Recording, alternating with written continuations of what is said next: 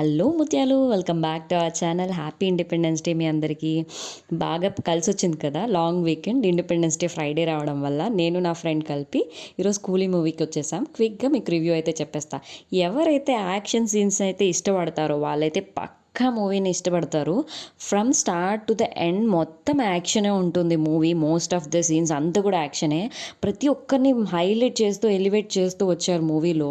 నుంచి నాగార్జున గారు, మలయాళం నుంచి షౌబిన్ గారు, అండ్ కన్నడ ఇండస్ట్రీ నుంచి ఉపేంద్ర గారు, అండ్ హిందీ ఇండస్ట్రీ నుంచి అమీర్ ఖాన్ గారిని పెట్టుకున్నారు. అసలు టూ క్యారెక్టర్స్ అయితే అదే ఉపేంద్ర గారివి అండ్ అమీర్ ఖాన్ గారివి ఎందుకున్నాయా అనిపించింది. అంత ఇంపార్టెన్స్ నాకు అనిపించలేదు.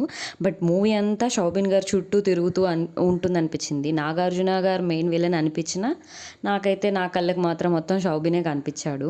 అసలు మోనికా సాంగ్ కూడా సూపర్ ఉంది. బక్కోడ్ మ్యూజిక్ అయితే అదిరిపోయింది. బీజిఎమ్స్ వల్లే మూవీ నెక్స్ట్ లెవెల్ అనిపిస్తుంది.